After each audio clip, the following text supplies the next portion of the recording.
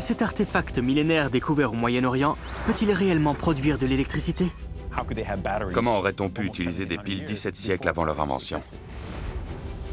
Pourquoi cette momie égyptienne vieille de 3000 ans hurle-t-elle? On n'empêche à jamais le défunt d'accéder à l'au-delà. C'est très grave. Cette main de fer appartenait-elle au premier Iron Man de l'histoire?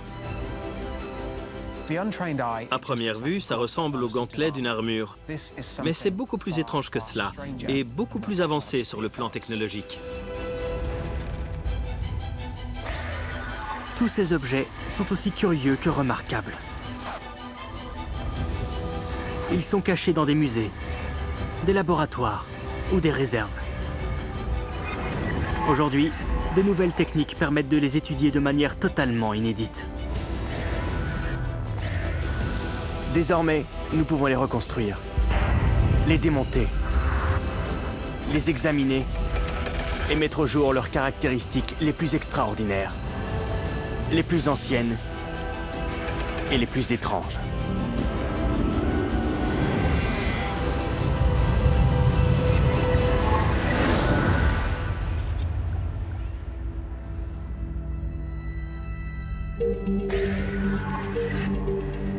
Cet objet inestimable, vieux de 2000 ans, est le seul exemplaire qui existe dans le monde. Découvert tout près de Bagdad en 1936, c'est un des artefacts les plus sujets à controverse de tous les temps. Pendant près de 70 ans, il a été conservé dans un musée irakien, puis il a disparu.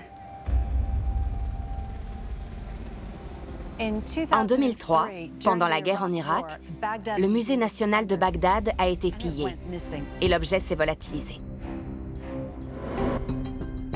Nous sommes parvenus à le reconstituer en nous appuyant sur les informations disponibles.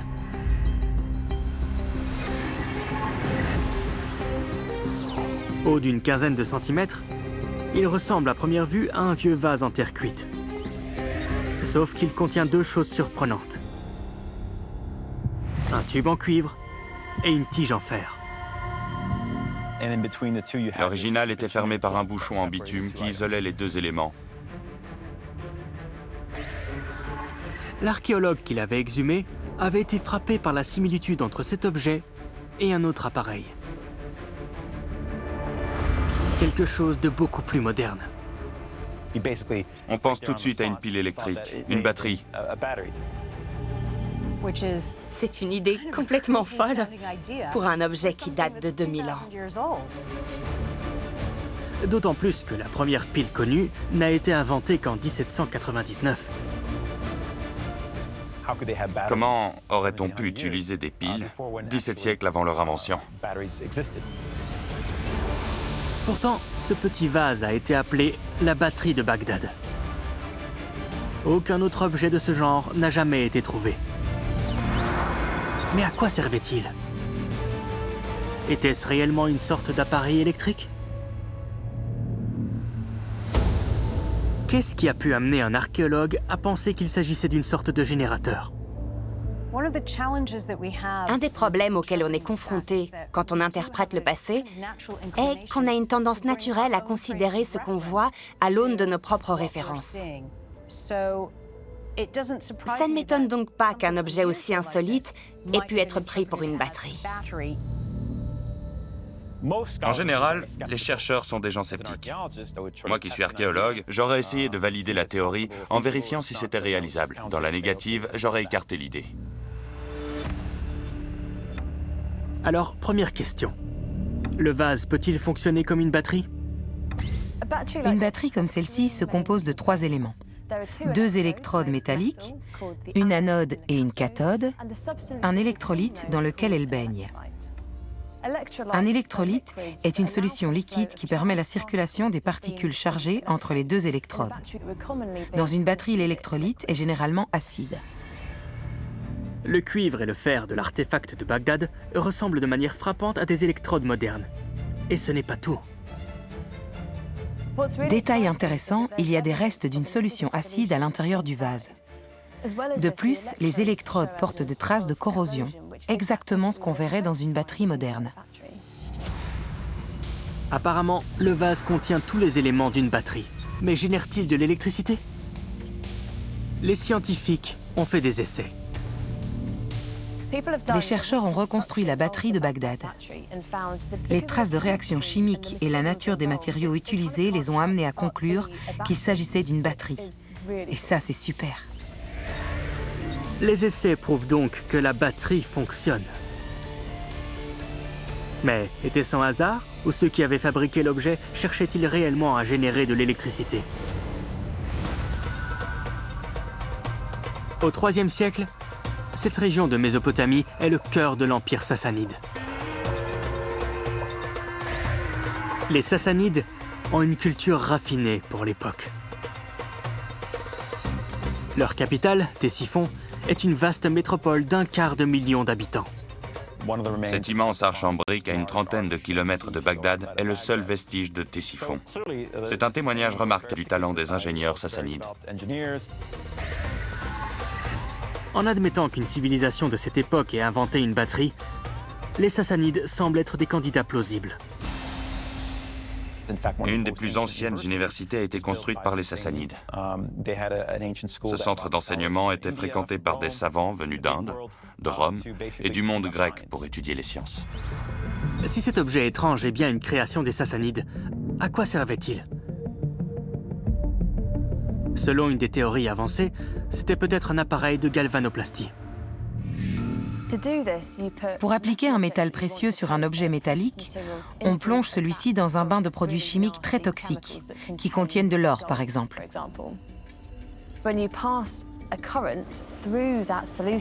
Puis on fait passer un courant électrique dans le bain, et les atomes d'or se déposent alors en une couche très fine sur toute la surface de l'objet à plaquer. La pertinence de cette théorie est confirmée par la grande quantité d'objets plaqués d'or qui datent de cette époque. Plaquer d'or des objets en argent ou autres métaux était une procédure courante. L'or était très précieux, très recherché, mais aussi très cher. Alors souvent, on revêtait un objet d'un simple plaquage pour donner l'impression qu'il était en or massif, pour lui donner un bel éclat doré. Cependant, cette hypothèse pose plusieurs problèmes. L'ennui avec la théorie de la galvanoplastie est qu'il faudrait un paquet de batteries de Bagdad pour que ça fonctionne. Or, on n'en a trouvé qu'une seule. Autre problème, les Sassanides savaient déjà réaliser le plaquage alors.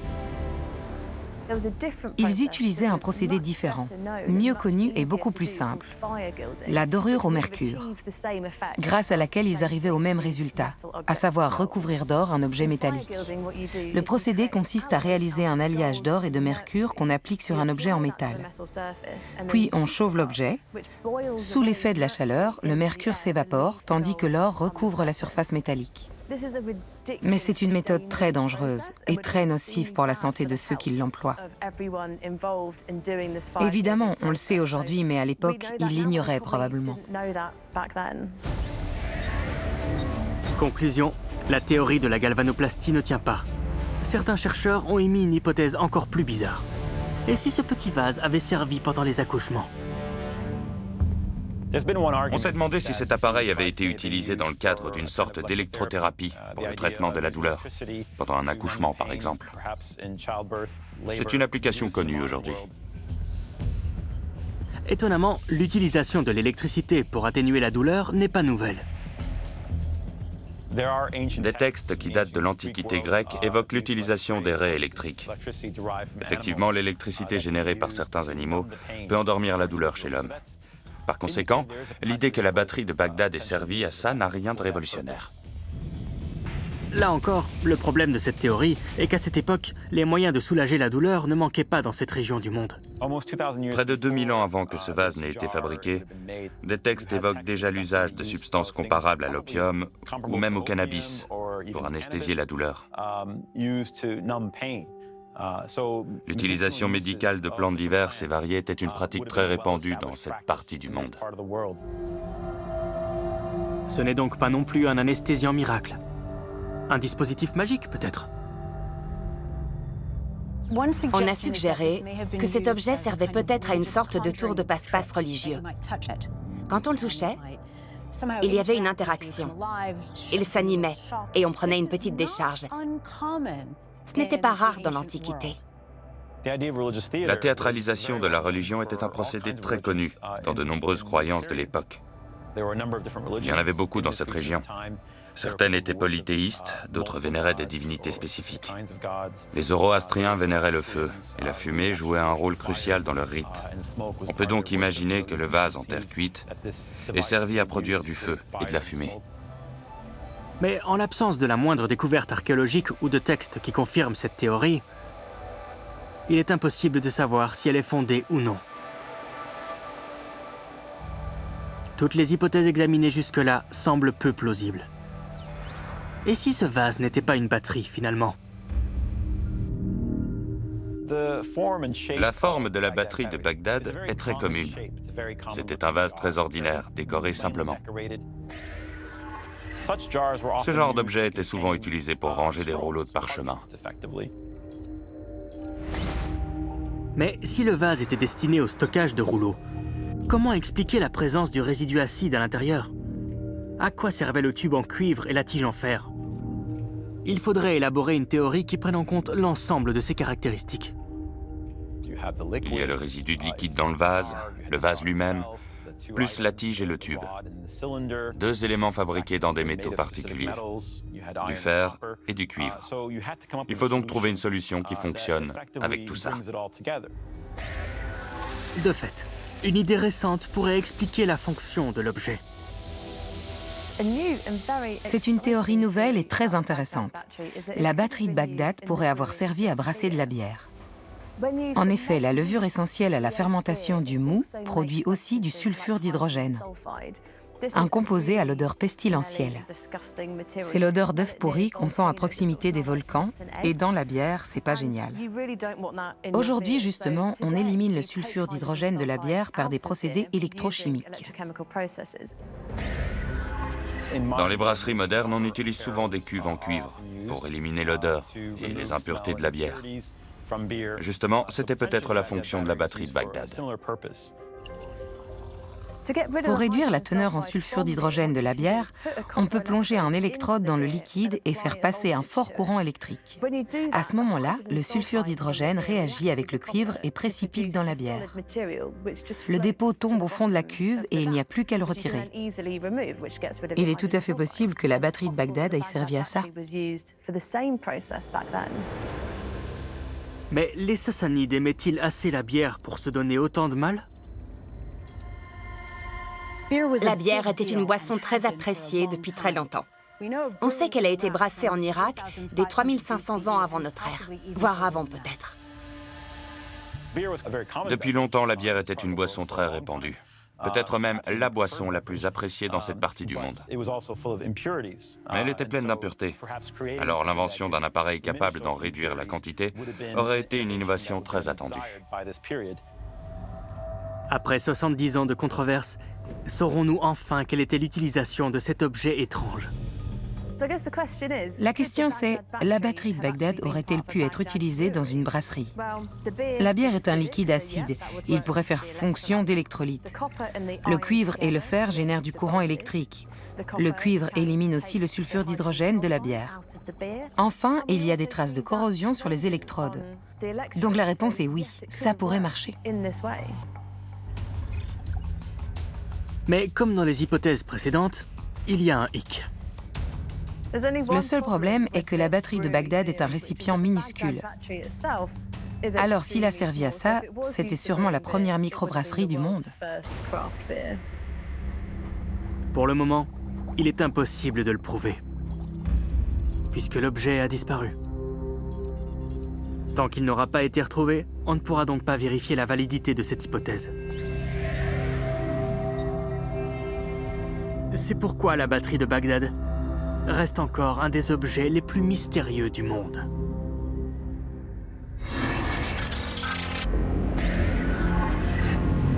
C'est dans un musée du Caire qu'un des vestiges les plus étranges de l'histoire de l'Égypte antique est conservé. Contrairement aux milliers d'autres momies retrouvées sous le sable au fil du temps, celle-ci semble lancer un cri d'horreur par-delà la mort. Le corps a été sorti de son sarcophage et reconstitué avec beaucoup de soin. Voici la momie hurlante. En la voyant, les gens s'imaginent qu'elle hurle de douleur. C'est assez horrible.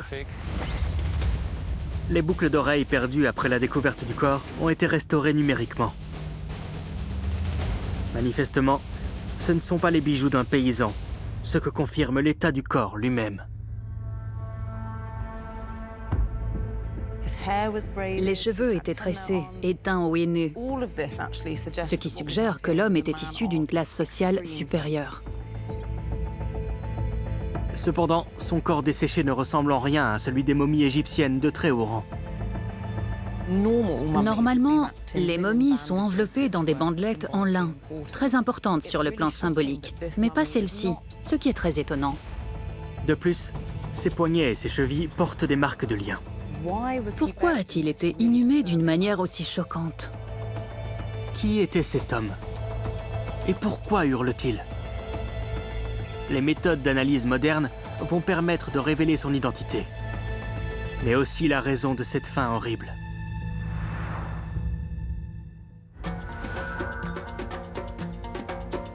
La momie hurlante a été découverte à la fin du 19e siècle, non loin de la célèbre vallée des rois, près de Luxor. Ce n'était pas la seule. Dans une grotte, des archéologues mettent au jour une quarantaine de momies. La plupart d'entre elles enfermées dans des cercueils et des sarcophages richement décorés.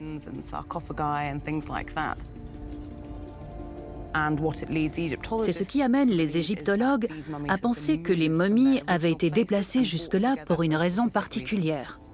Il y a plusieurs explications à cela.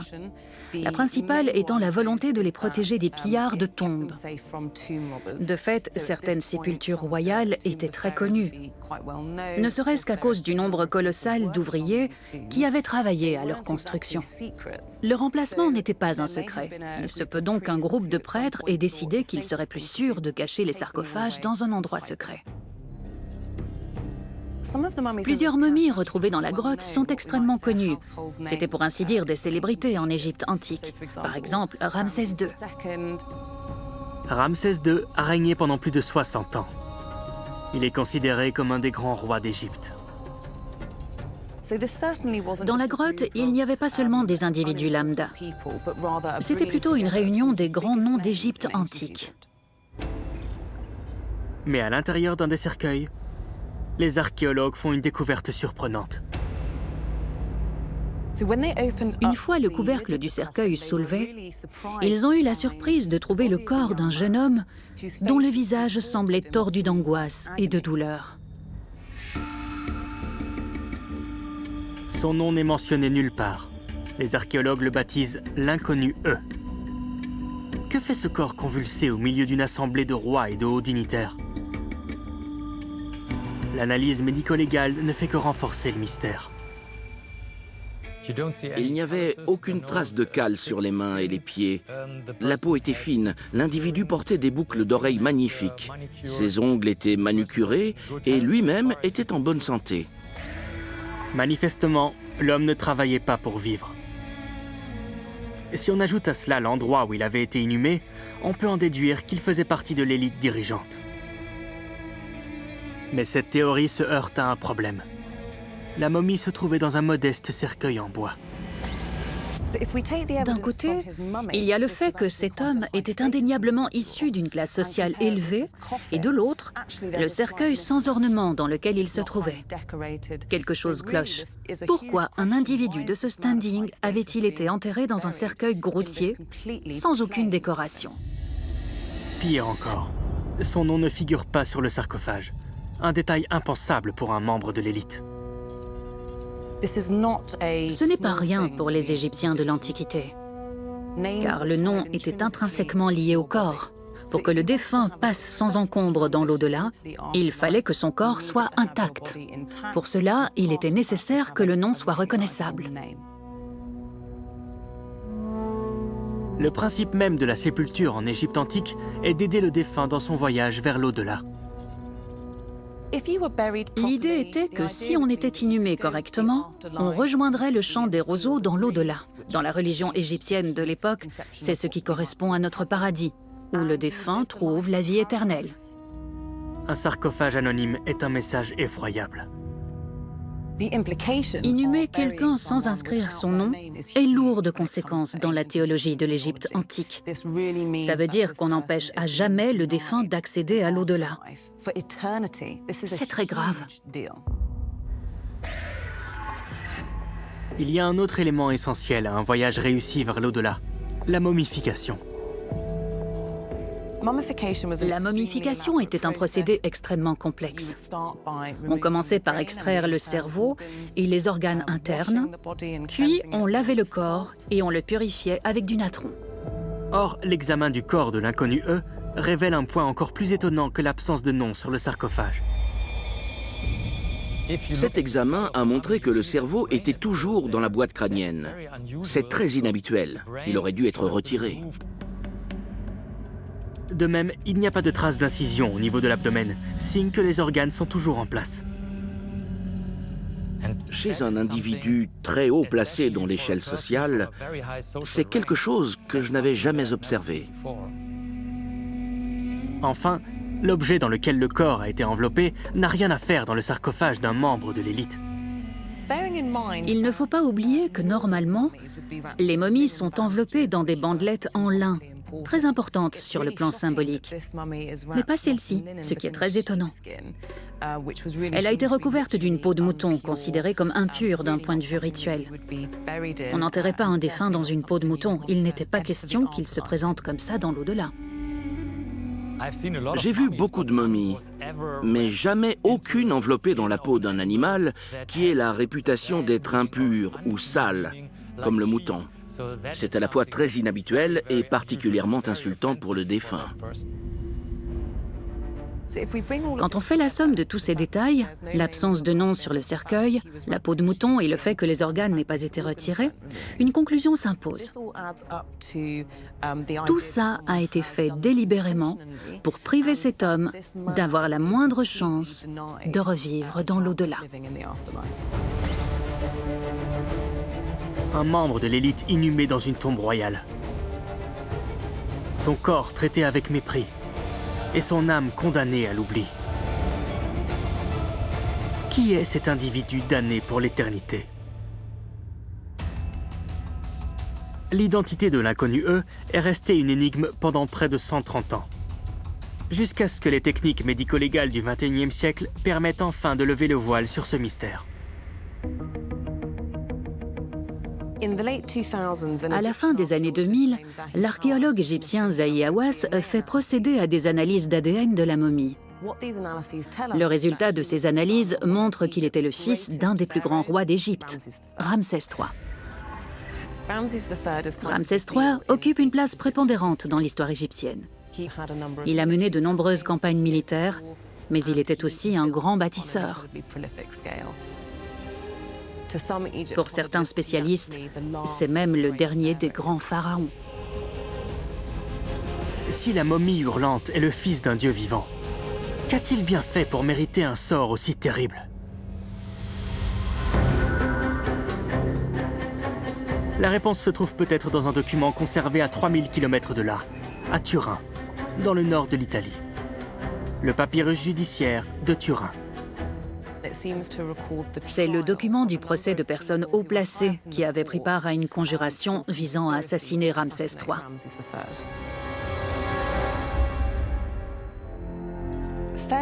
En Égypte antique, les pharaons pouvaient épouser autant de femmes qu'ils le souhaitaient, mais toutes n'avaient pas le même rang.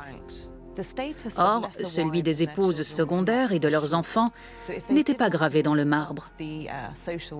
Celles qui voulaient s'élever dans la hiérarchie devaient s'en donner les moyens. Le papyrus de Turin parle justement d'une épouse secondaire du nom de Tii et de la façon dont elle est parvenue à embrigader un grand nombre de courtisans très puissants.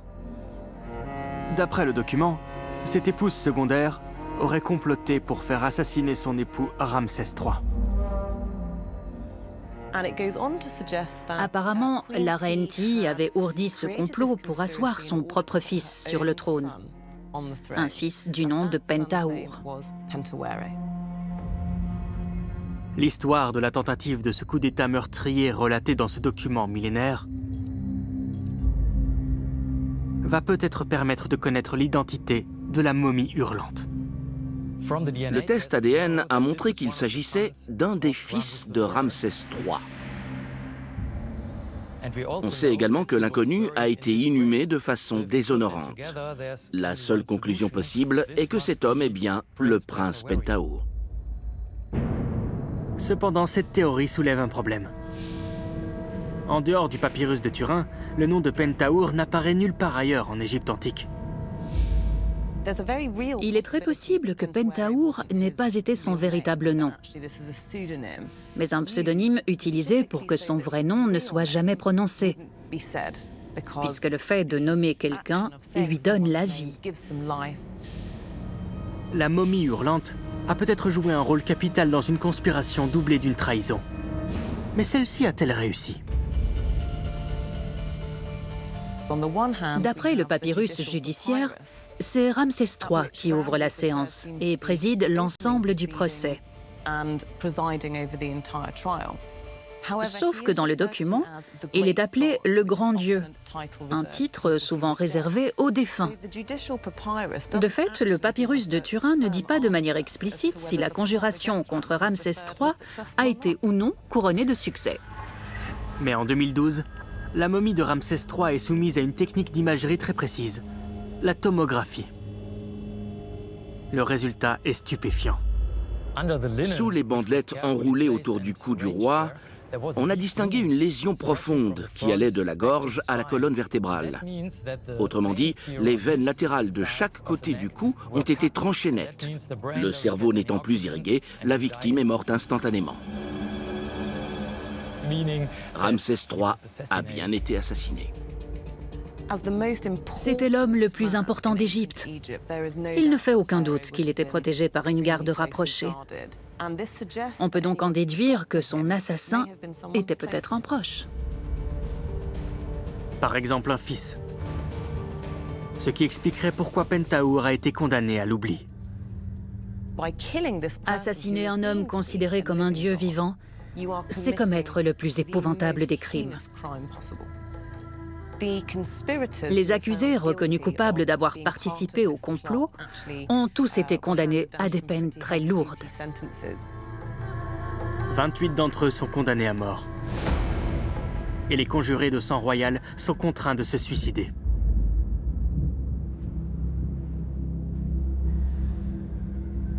Est-ce le sort qui avait été réservé à l'inconnu eux? Le corps desséché de la momie recèle un dernier indice.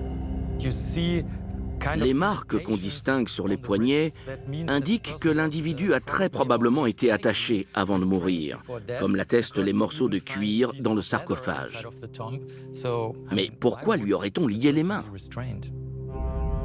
Si l'inconnu a été attaché, c'est vraisemblablement parce qu'on l'a aidé à se suicider. On connaît désormais le nom de l'inconnu E et le sort qu'il a connu. Reste une ultime question. Pourquoi hurle-t-il? Il s'avère qu'il n'est pas la première momie hurlante.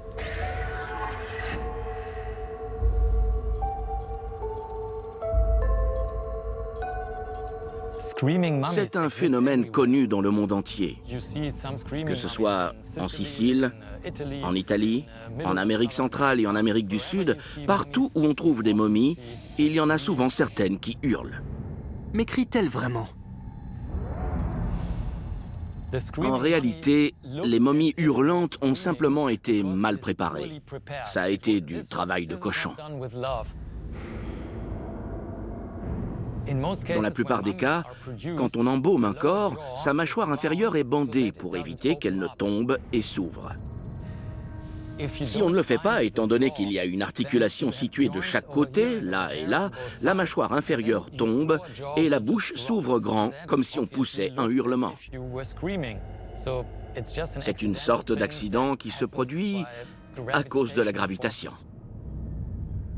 Le fait que la momie nous donne l'impression de crier en dit long sur notre perception des choses. C'est tout à fait normal de lire l'émotion qui se manifeste sur le visage d'une personne, vivante ou morte. Chez nous, c'est inné, parce qu'un être humain a besoin de reconnaître très vite l'émotion ressentie par quelqu'un pour réagir de façon adéquate. Quand on voit quelqu'un la bouche grande ouverte et la tête rejetée en arrière, immédiatement, notre cerveau compare cette expression avec ce qu'il connaît. Or, ce que nous évoque le visage de la momie, c'est un cri. Au bout du compte, la momie de l'inconnu ne hurle pas. Ce qui n'empêche pas son visage d'être profondément dérangeant. Figé à jamais dans l'expression d'une souffrance indicible.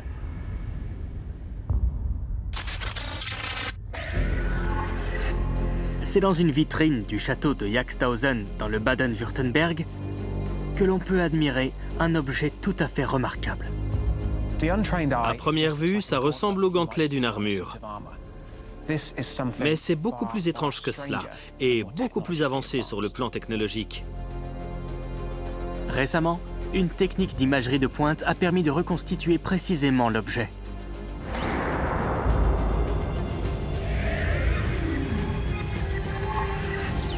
Et de percer tous ses secrets. C'est une merveille mécanique unique au monde. Forgée il y a 5 siècles, cette main de fer est dotée d'un gantelet de 18 cm de long. Les 5 doigts sont entièrement articulés, grâce à un mécanisme complexe de roues dentées et de ressorts.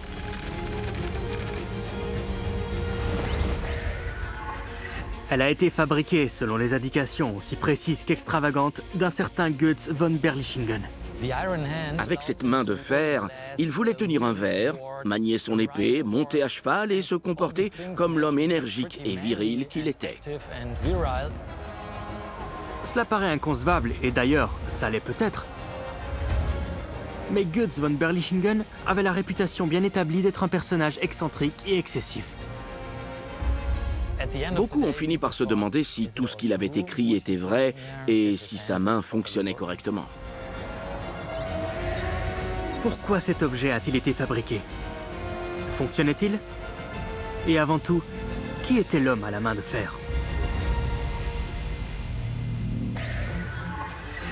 Goetz von Berlichingen naît à la fin du XVe siècle en Allemagne, un pays où règne le chaos et la violence.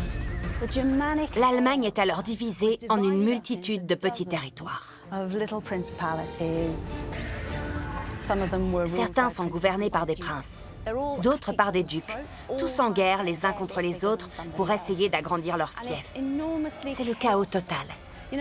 Une situation politique n'est pas installée depuis 3 semaines que bing, elle change de nouveau. On a beaucoup de mal à suivre ce qui se passe. Au milieu de tout ça, les mercenaires jouent un rôle déterminant. Aucun de ces États n'est en mesure de lever une armée digne de ce nom. Ils sont bien trop petits pour ça. Alors, ils recrutent des soldats professionnels. C'est dans ce monde que vit Goetz von Berlichingen.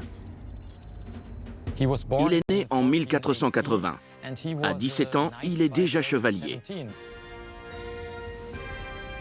Et à 20 ans, il s'est mis à son compte, pour ainsi dire.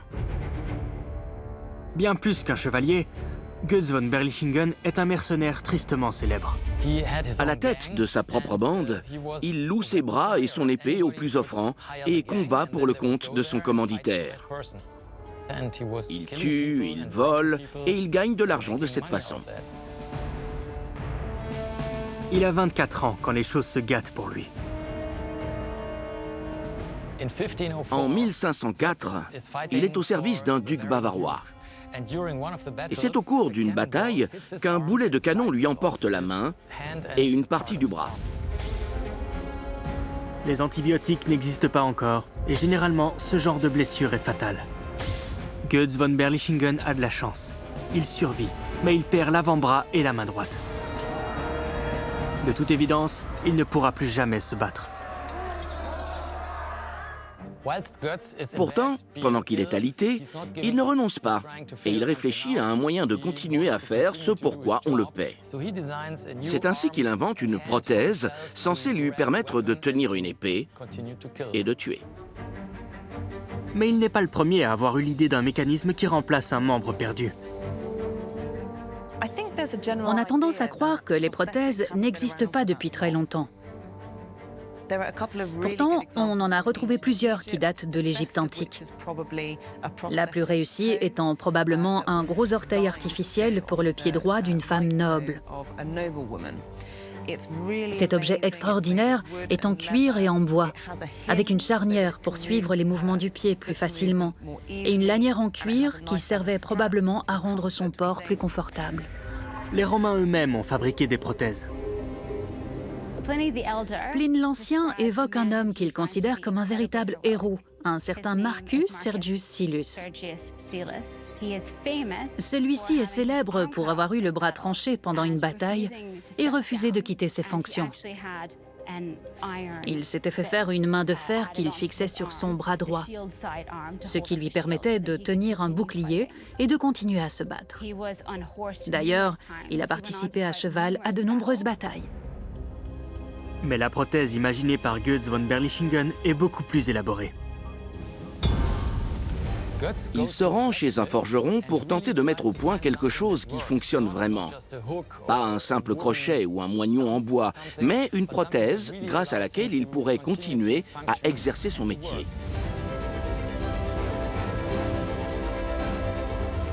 Deux ans après avoir perdu sa main, le mercenaire est de retour sur les champs de bataille avec sa prothèse en métal. Mais la première version ne le satisfait pas. Malgré cela, ce prototype est assez remarquable. La main s'ouvre et se ferme, même si la préhension est très rudimentaire. En revanche, le second essai est exceptionnel. Cette fois, Götz von Berlichingen obtient une main de fer extrêmement perfectionnée. Le forgeron avait reçu des instructions proprement incroyables. Chacun des doigts devait être totalement articulé, de manière à ce que Götz puisse tenir une épée et se battre. C'était complètement fou de demander ça à un forgeron du XVIe siècle. Effectivement, c'est étonnant, comme Götz lui-même ne manque pas de le faire remarquer. Mais la main a-t-elle fonctionné conformément aux exigences de son propriétaire?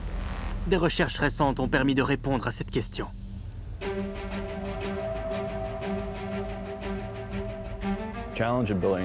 La difficulté, quand on fabrique une prothèse, est de pouvoir faire bouger les doigts et de s'assurer qu'ils pourront exercer une prise mécanique très ferme, en particulier dans le cas de Götz von Berlichingen, qui voulait manier une épée ou tenir les rênes de son cheval. Pour ça, il devait pouvoir serrer les doigts très fort. Pour mieux comprendre le génie de cette main de fer, il faut examiner le mécanisme interne. La prothèse est dotée d'un système d'encliquetage à rochet. Un rochet est une roue dentée. Quand elle tourne, un cliquet se soulève et retombe successivement dans les dents. La forme des dents fait que le cliquet bloque la roue et l'empêche de revenir en arrière. Pour cela, il faut que le cliquet soit soulevé.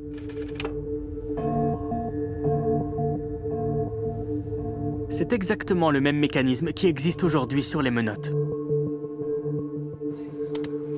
Dans la main de fer, chaque doigt possède 3 engrenages de ce type, qui bloquent l'articulation des phalanges. Le mercenaire se servait de sa main valide pour presser les doigts métalliques autour d'un objet, jusqu'à ce que la prise soit assez serrée. Le cliquet la maintenait en place. Il suffisait d'appuyer sur un petit bouton sur le côté de la main pour soulever le cliquet et libérer la roue, et la main s'ouvrait. Grâce à un second bouton sur le dos de la main, celle-ci effectuait une rotation au niveau du poignet. Très fier de sa main, Götz von Berlichingen en parlait à tout le monde. Il prétendait que sa main et son avant-bras mécanique lui étaient plus utiles au combat que ceux faits de chair et d'os. L'ennui, c'est que Götz von Berlichingen est connu pour sa propension à déformer la vérité. Dans sa formidable autobiographie, il n'est question que de ses mérites. Au lieu de raconter les meurtres et les exactions qu'il avait commis tout au long de sa vie, il s'est efforcé de se présenter sous son meilleur jour. Alors, pouvait-il tenir un verre, saisir les rênes d'un cheval et manier une épée comme il l'affirmait? Depuis 5 siècles, beaucoup ont exprimé des doutes à ce sujet. Mais des études récentes ont permis de clore enfin le débat. À l'université d'Offenbourg, des chercheurs ont analysé la conception de la main. Ils se sont d'abord penchés sur le prototype.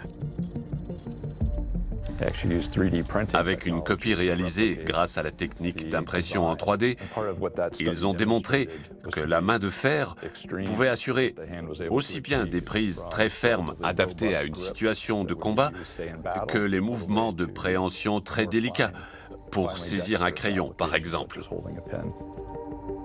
La première main contient déjà de nombreux mécanismes que Berlichingen fera perfectionner sur la seconde. Le résultat de cette étude scientifique montre que le mercenaire ne s'était pas vanté. Sa main de fer fonctionnait réellement. Effectivement, c'est une prothèse mécanique vieille de 500 ans qui marche presque parfaitement. La meilleure preuve en est peut-être l'existence tumultueuse de son propriétaire. Il a vécu encore 58 ans après avoir perdu sa main, continuant de piller, de tuer, de boire et de jouer. On peut donc dire que sa prothèse fonctionnait très bien. Ce personnage hors du commun est même devenu un héros du folklore allemand 2 siècles après sa mort. Il ne serait probablement pas passé à la postérité si Goethe n'avait pas fait de lui le héros d'une de ses pièces, dont une citation est devenue célèbre. Goethe répond à un protagoniste « kann mich in Arsch lecken », ce qui peut se traduire de manière très édulcorée par « qu'il aille se faire foutre ». La prothèse moyenâgeuse de Goetz von Berlichingen était très en avance sur son époque. Mais à côté des appareils électroniques modernes, les roues et cliquets de la main de fer font figure de bricolage. Les prothèses robotiques contrôlées par des implants sont reliées directement aux nerfs, aux muscles et aux os des porteurs. Grâce à des électrodes, il est même possible à ces derniers de contrôler leurs membres artificiels par la pensée. À première vue, la main de fer semble une relique d'un passé lointain. Mais les chercheurs qui ont étudié sa conception ne sont pas d'accord. D'après eux, elle pourrait permettre d'aider des gens dans le monde entier. La main de Goetz von Berlichingen présente toujours beaucoup d'intérêt, surtout dans certaines régions du monde où les gens n'ont pas les moyens de s'offrir des prothèses de pointe. Ce système ancien pourrait leur être très utile. Ironie de l'histoire. Il se pourrait qu'à l'avenir, des gens un peu partout dans le monde soient redevables à un mercenaire né au XVe siècle, qui s'était enrichi en tuant et en volant. Nul doute que si Goetz von Berlichingen avait su ce qui se passerait, il en aurait parlé dans son autobiographie. Tout pour se faire valoir.